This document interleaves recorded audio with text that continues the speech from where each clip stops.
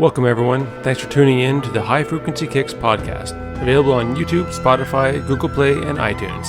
Don't forget to like and subscribe. Hi, Thomas. Hey, Sam. How's it going? Good. How are you? I'm doing well. I'm not in my basement anymore. An incomplete room.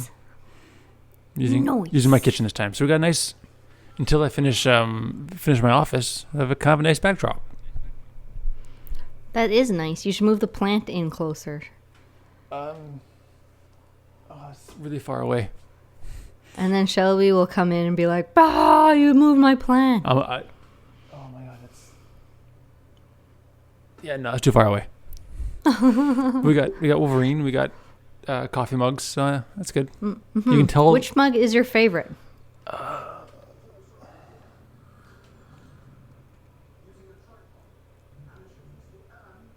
We're gonna be here for a while. I'll have to think about that. Don't think too hard. Yeah, it's taking too long already. Okay. There's some in the dishwasher too. So, what's up? We haven't spoken since like holidays. Yeah, December was a busy month, so we didn't get around to doing that at all in December. Yeah, but we did watch. We watched Mulan. We watched Mulan. I love how this idea came about to do this video, because from my side, it was literally like I'm watching the film with my wife, and as the credits are scrolling, like begin to scroll, I see I have a message from you on my phone, just being like, "Hey, do you have Disney Plus?" Yeah. You should watch Mulan. Oh, I just did. Oh, good. So did I. We should do a video on that. I think I had just watched it too. Yeah, as you said, like as I'm saying, like, oh yeah, no, I just finished watching it, and you're like, yeah, so did I. Let's do a podcast on it. Yeah, so it's like fate. It's fate. Welcome to the Fate episode. Yeah.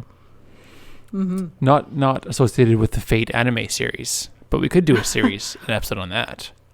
I don't know what that is. Better. Excellent. No. Okay, anyways, Mulan. So I don't know your opinion on it yet. You haven't heard mine. We haven't talked about that at all. Because I wanted to get genuine reactions from both of us. Do you want to do like a 3, 2, 1, go and say just like one word, like a one-word summary? What's your reaction? Do you want to do that?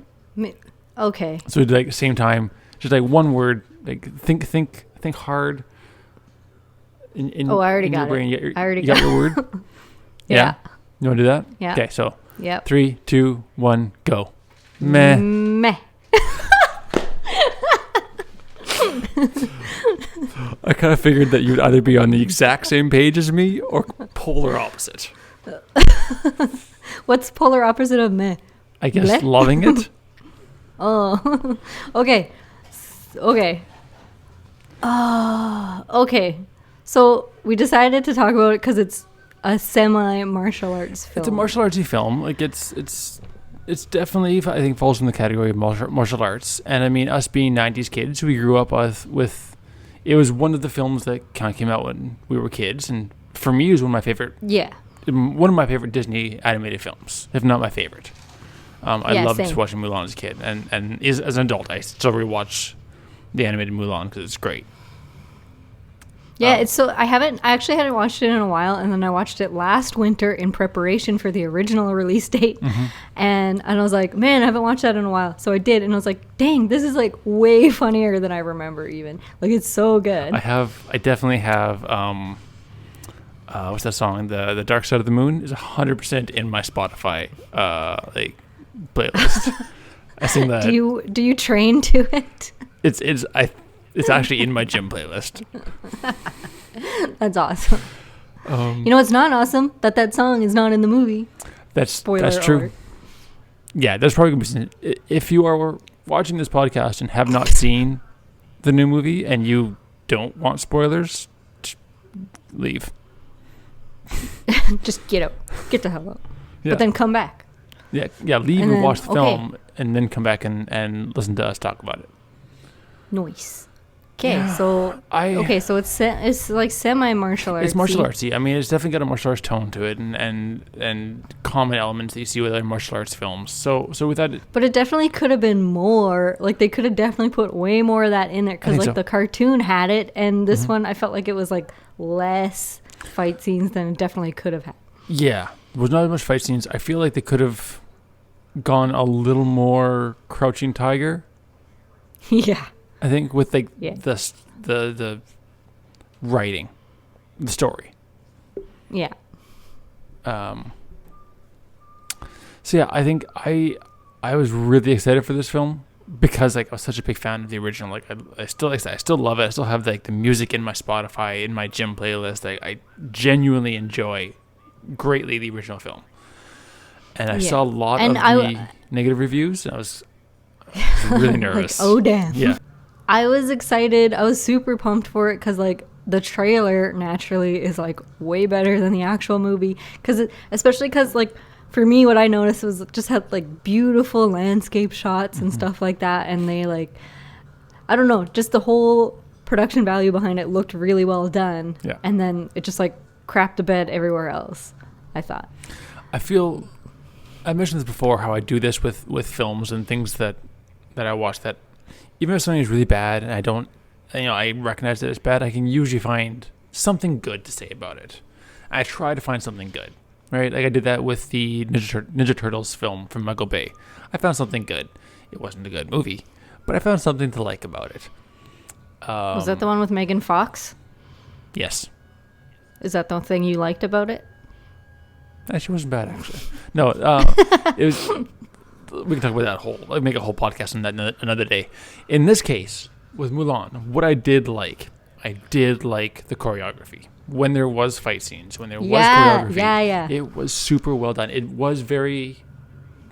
Again, when I reference Crouching Tiger, it was very Crouching Tiger, which is. Yeah, I agree. It is the style of that I'm really drawn to. I love that. Pardon me, that style of martial arts movie choreography and theatrics. So that part I loved.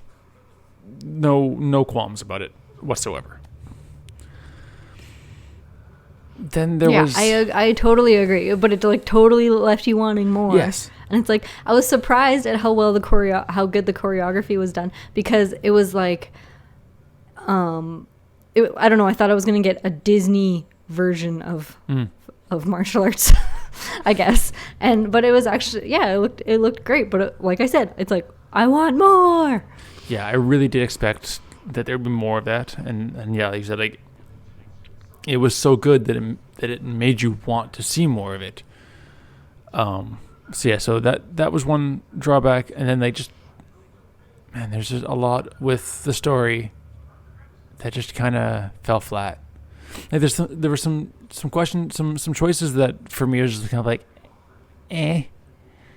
like it just didn't make sense to me. And then there's some other things that were just forgettable. It fell flat. Or like, I didn't like the introduction of magic, the way they had the magic in there. Oh yeah, right? Totally. Like the first film, the only magic you had was Mushu, was the dragon. And even at that, I mean, it was just like, here's a dragon. He can kind of shoot some fire, but he's not, like, the magic wasn't the focal point of the movie. It wasn't about that. And so I like the idea of like, yeah, sure, there's magic in this world, but we're not gonna, like, that's not what we're dealing with. Yeah. So I felt like the movie would have benefited more from, you know, the threat of the Mongols being that just that physical, that kind of superhuman physical abilities towards martial arts and fighting capabilities that you would see in the fighting scenes that we did see that were really, really cool, that were, I'm going to reference Crouching Tiger like 1,000 times in this episode, but that's I think the best visual representation I can think of. And like that's what that kind of storytelling, that martial arts choreography is. It's just like superhuman, you know, trying to say like these people train to this degree, to this, you know, with this intensity, that this is what they're capable of. And I think that would have been better than saying, oh yeah, they have a witch, and she's doing this. And that was really like the imposing, like the end of the imposing threat of them was this witch. It just kind of, it fell flat, I felt.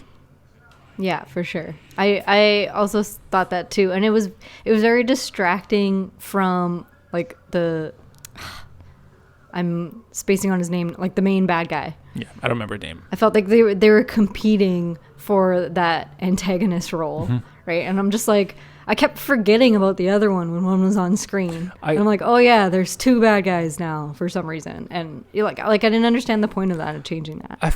I felt for me like, yeah, there was a bit of that, but I also kind of felt it was predictable in that I kind of saw it coming, because they kept playing on the theme of like, which to their credit was similar to the first one of like, oh no, you're a woman, you can't do this. This is for men, and in fact, the witch was obviously a woman.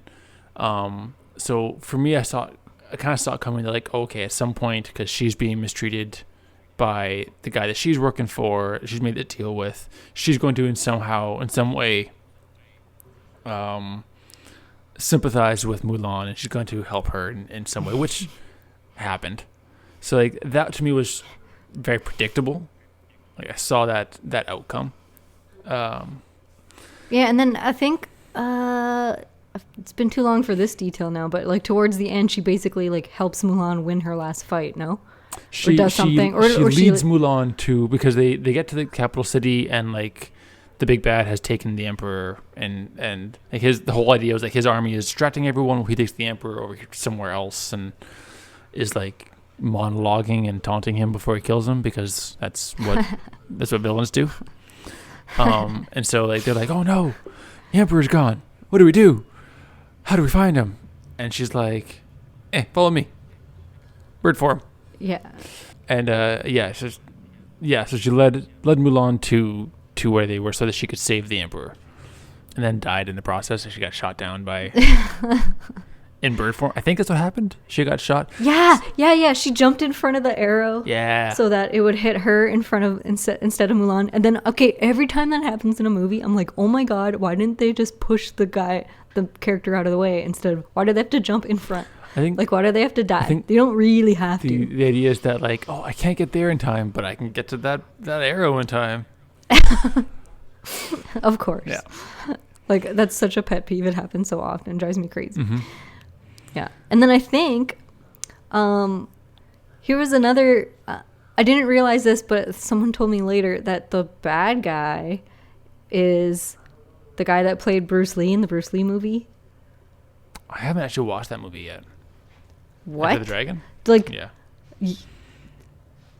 Like the one from the 90s? You haven't seen that? Oh, I thought, which one are you talking about? I thought we were talking about the new one, Enter the Dragon, that came out a couple years ago. No. The one that's like, he plays Bruce Lee, and it's about his life. And he's also in like that live action Jungle Book from the 90s. Oh my god, I have to Google it. Yeah. Jason Scott Lee. And he's... Oh, it's just called Dragon, the Bruce Lee Story. And that one came out in 1993. I don't know that I've seen that film. Oh my god. You should watch it. It's really good. Okay. Everybody go watch that movie. It's so good. He's also in Balls of Fury, I am told, which is not worth mentioning. It's a ping pong movie. I know it's a ping pong movie. That's why it's not worth mentioning. Special guest appearance. Oh my god. Okay, and then so he was the bad guy, and I didn't realize it. And then I think it was my brother was like, yeah, that Bruce Lee guy was in the movie, and I was like, what? I had no idea because he looks so different. Yeah. It's crazy. And I also haven't seen him in forever. Yeah. So yeah, those are I think my major pet peeves with the film. It was like, what about the no Mushu thing? That one bugged me the most. They replaced Mushu with a kite of a bird that follows her around. Yeah, yeah. Like, what was the point of that thing? I got the... It was just following her around. It was supposed to give her hope? I don't even know. See, this is my problem. Can't they just give her, like, a necklace? Yeah, this is my problem here, right? Like, I watched this movie less than a month ago. Right? You texted me about this. It's in December, so it's been less than a month. I don't remember. Like, it's just the movie was very forgettable for me. Yes, right? Like, I agreed. don't. There's major plot points that I'm forgetting and don't know the purpose of. Okay, well, Mushu gone, but I knew that going in because I heard that and I was like, "What? Yeah. They took out Mushu?" Yeah, I knew that going in. It was like and that was upsetting. It would have been difficult. I don't know. I think they were afraid of making the movie too campy, I guess, too cliche. Not But cliche. I felt the bird following her around. Yeah, was but ridiculous. Like, if they were going to take Mushu out, just take him out. Just take him out. Oh, and another character, my favorite character from the original was the grandma. The grandma is the best. She's pretty and good.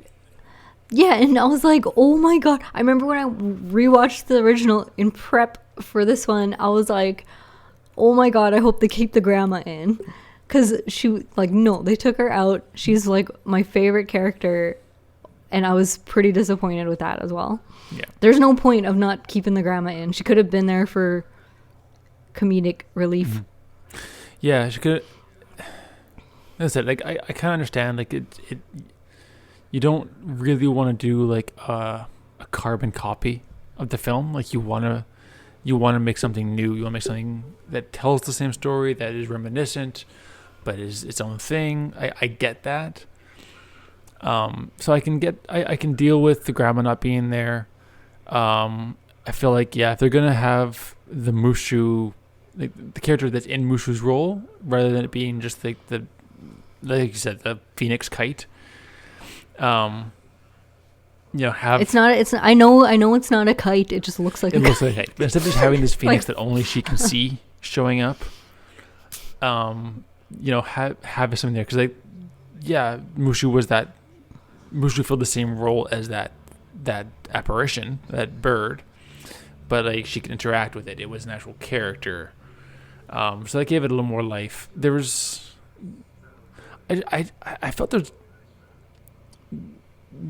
all these things kind of added up. Like, any one of these things is like, that's weird, that sucks, but on its own wouldn't have been a problem. But together, it made like there was like weird pacing issues. I felt where like it didn't feel. I didn't feel there was a build-up, right? Like, you had the build-up to the big moment, you had the climax of the moment, and like that anticipation, that suspense builds, and then you have the big whatever it's building towards. And there was a little bit of that leading towards in the first film. There was like, they had the big build-up towards the initial battle with the Huns when they beat them in the mountains with the snow, and then there's another ramp up towards the final battle. And even though that last ramp up was like really, really short, it still built on the last one. Like, there wasn't after the first battle, it wasn't a complete descent to zero. It kind of like came down a little bit and then built off of what they already had and kept going for a second build up. Mm-hmm. And just like as this movie's version of that first battle in the mountains was happening, I'm sitting there and I remember thinking to myself, like, if this is the final battle of this movie, I'm not invested yet. Like, I'm not. Whereas, like, I was already invested in the first film. And this point I was like, there's no suspense. There's no, I have a cat in my lap now. Something I did like about it was the Tai Chi scene. You're gonna have to refresh my memory. Which scene is that? Okay. She like sneaks out in the middle of the night to practice Tai Chi by the pond where she has her bath. Oh, yeah.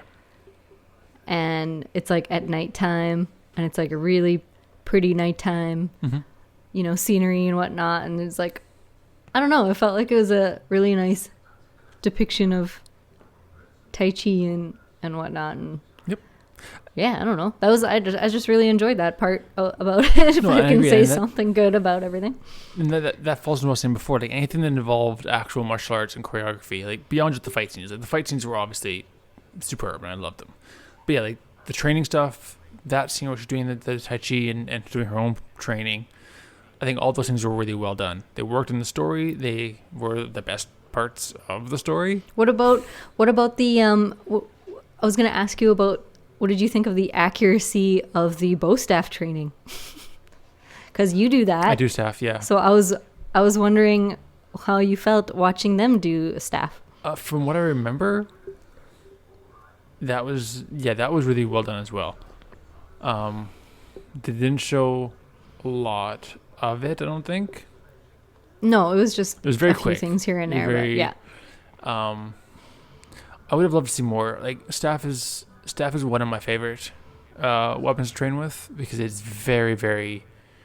It's a super fluid weapon once you know what you're doing with it when you're training with it. It is very, very, very elegant as a weapon. Like when you start doing like the actual forms and the spins and the transitions, it is super clean and very elegant and pretty weapon to do for theatrics, for movie martial arts. It's amazing.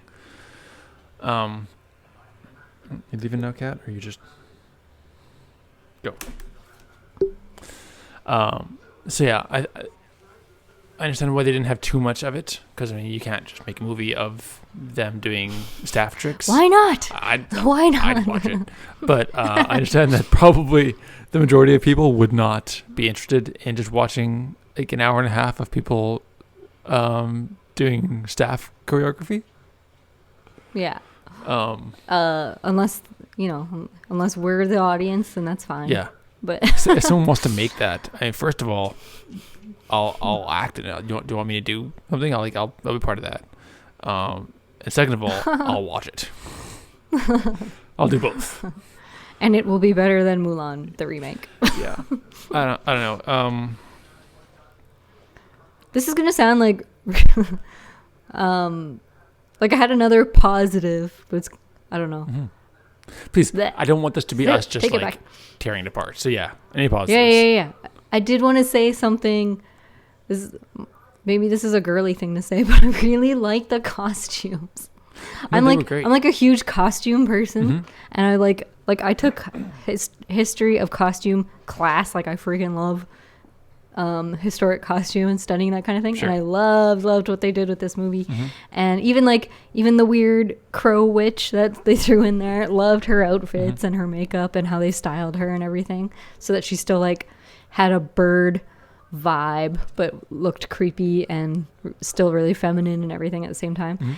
And then and I loved Mulan's battle outfit once she, with the red, like the one you see in the trailer and on the promo stuff, with like the red top, like the red gi top and her hair's out and everything, and she's like, she looks so good.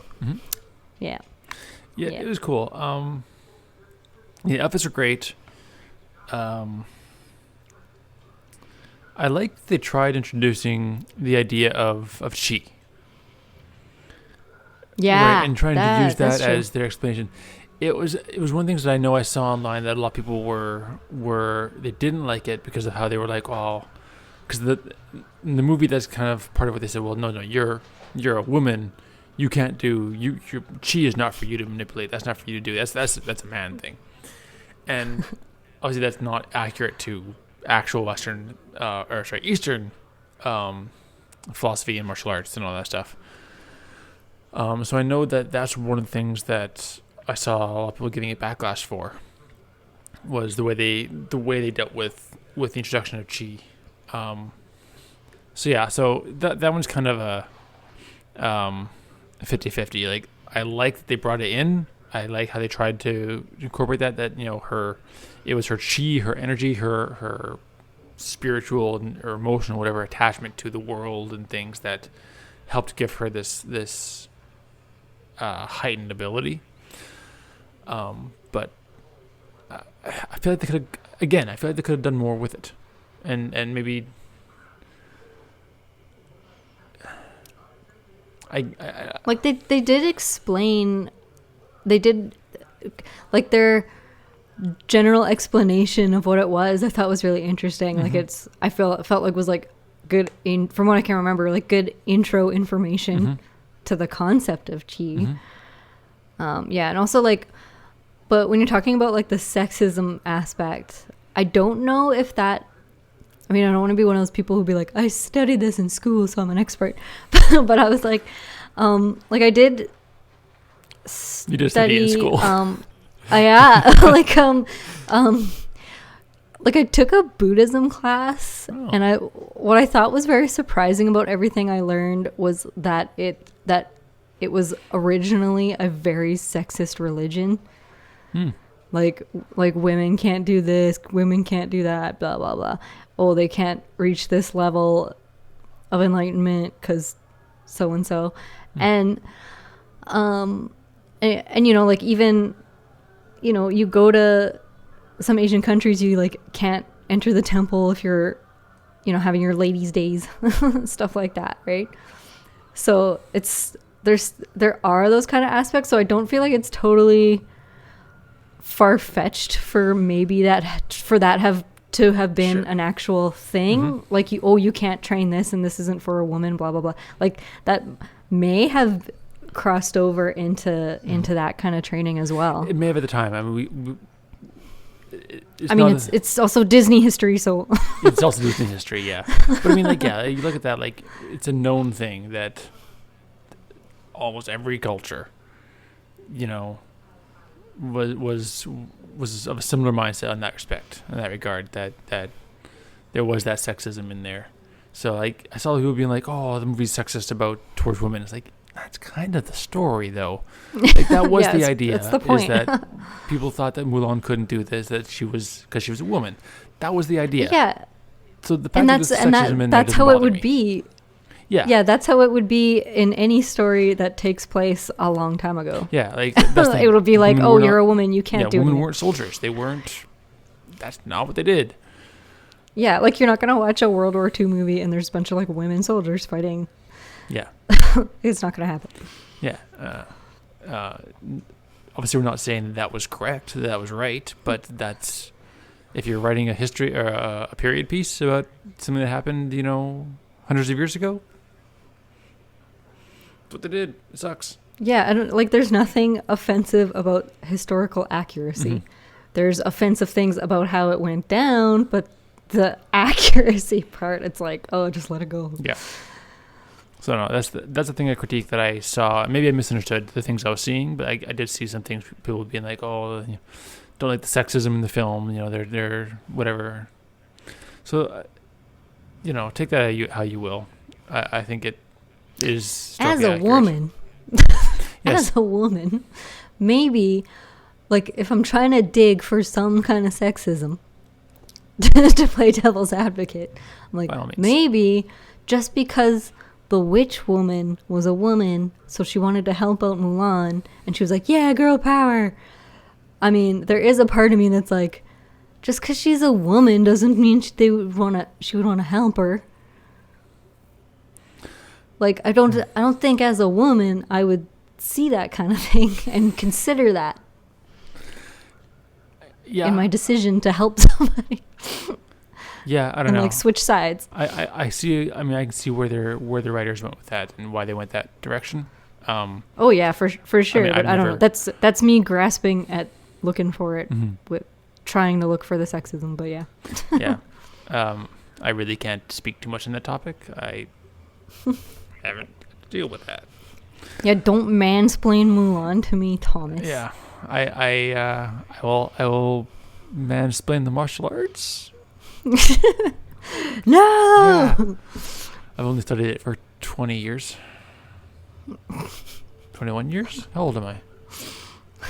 I don't know. I'm we're the same age, so one of us should know. We're 31, Thomas. I think you're gonna be 32 soon. I am. Good Lord. Yeah, what are you going to do for your B-Day? I mean, it's quarantine. Nothing. Yeah, but I did stuff. You know what I did? Okay, here's a suggestion. Sure.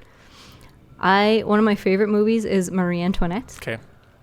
So I planned with me, myself, and I, a viewing party of Marie Antoinette, and she eats the fancy French desserts.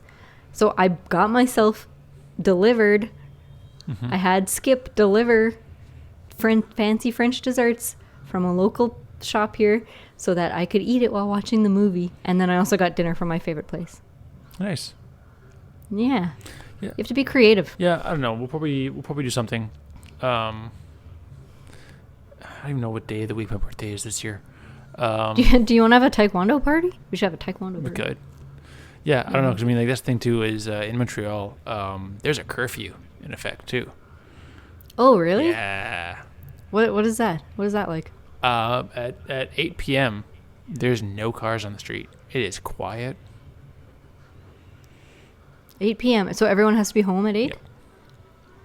Unless, I'm sure there's probably like workers out there doing things. Most things are shutting down because of the curfew. If there's for necessary work, if you have to be out for your job, then then you're out and you're commuting for that. But yeah, if you're not part of like convenience stores are closing, grocery stores close, restaurants are open, so you can get like food delivered. So delivery people can be out, but that's it.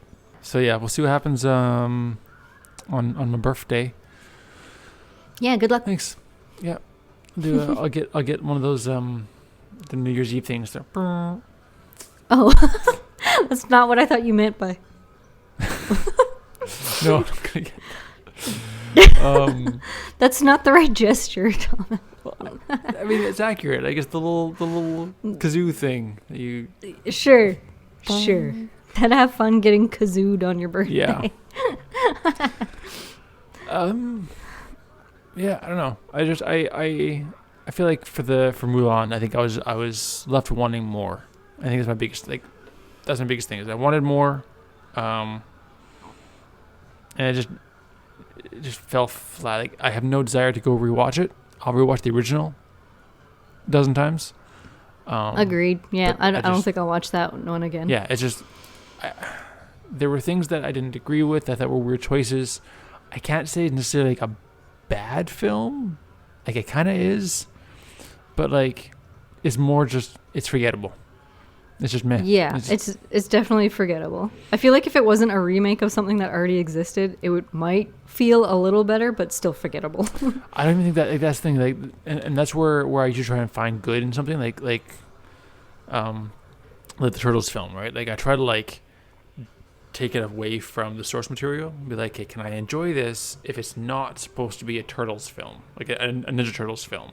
If it's just supposed to be just kind of like just a stupid, funny, monsters fighting ninjas kind of film, right? And so in that case, like, I guess it's just kind of like a fun, like, hang out with friends, be goofy, make fun of a silly film that's just no real storyline, just monsters fighting ninjas.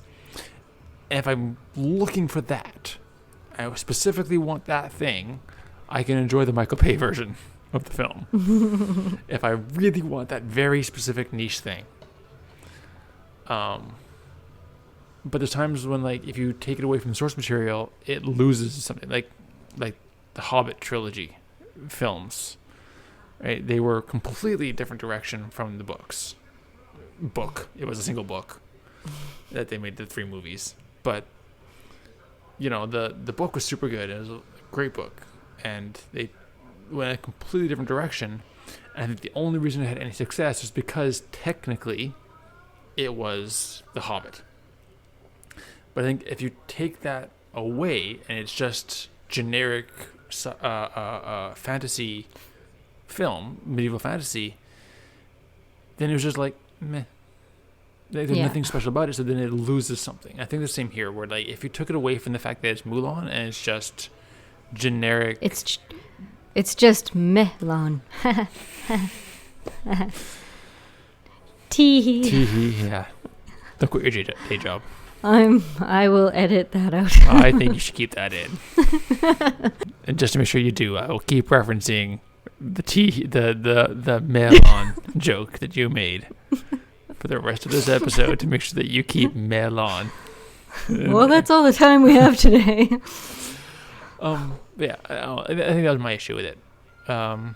If you want a martial arts film, there's lots of other ones you can go to that I think do. Oh yeah, for sure. If that's what you're looking for, there's including Dragon, the Bruce Lee story. Yeah, or which you should watch promptly.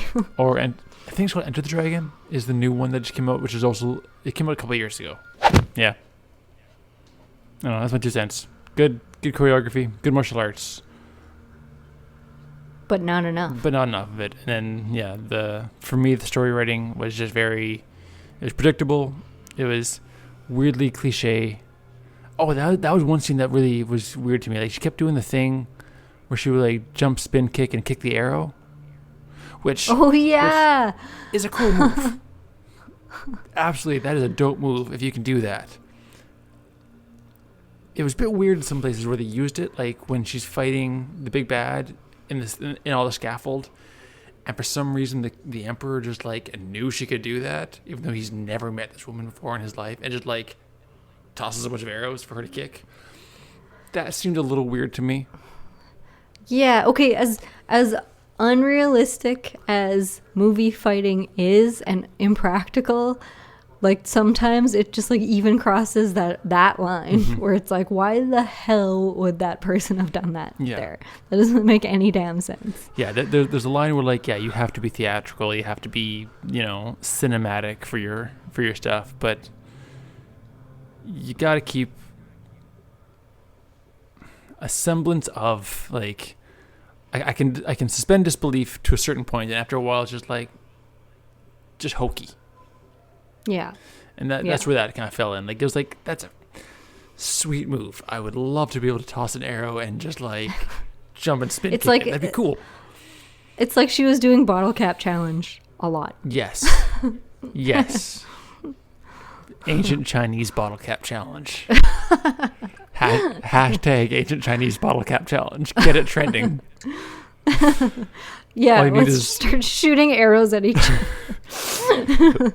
I am not responsible for that. I blame COVID. I'm so bored. Losing my mind. But yeah, so that was another thing that like, it was a cool move. It almost just didn't belong any time that they used it. I think maybe the first time it was like, oh, that's cool, sure, toss that in there. But every other time after that, it was just kind of weird. Especially the last one. The last one was the one that really like, why would the Emperor know to do that? Yeah, exactly. It was a weird choice. Mm-hmm. Yeah. Yep, I agree. Final recommendation: go watch the original. Yeah, watch the original. It's good. Twice. And if you like, you know which one I haven't watched twice that I mean to, because it was one of the better remakes I thought, was Jungle Book. I didn't watch. Did I watch that one? I might have. I hope so. That one's definitely the best one. It's not my favorite, but just like, it's so well done, and they actually, I felt, improved upon the original. If we're talking about the remakes, the new live action remakes that Disney is doing, I actually really liked Aladdin. You liked Aladdin? I was okay with Aladdin, but I was, you know what kind of let me down? Oh, now we're getting into a tangent. Let's go. It was like it was directed by Guy Ritchie, and I felt like I didn't get enough of his flair as you usually get from his movies. It was a little, because his movies are a little, he has a very distinctive style, and it's a little offbeat and whatnot, but this felt very standard, cookie cutter for as far as he goes. Like, it could have been, I feel like it could have been way better, but maybe he was holding back, or it could have been also like the studio too. I mean, it's a Disney film at the end of the day, so like there's very possibly like Disney had a lot of things to say about it. Yeah, like, please use our format for directing. Which is a weird thing. I mean, if you're gonna hire someone who's got that signature style, you would think you'd be hiring them for that, but who knows? Yeah. Oh well. Not my job. But yeah, Mulan, whatever. You can watch it. I didn't. Not a total waste of time, but whatever. Yeah, but I'm not gonna go back to it. I don't think. No, me either. I have no reason to. Me either. Thank you for listening to the High Frequency Kicks podcast. Remember to subscribe on your favorite streaming service and give us a like.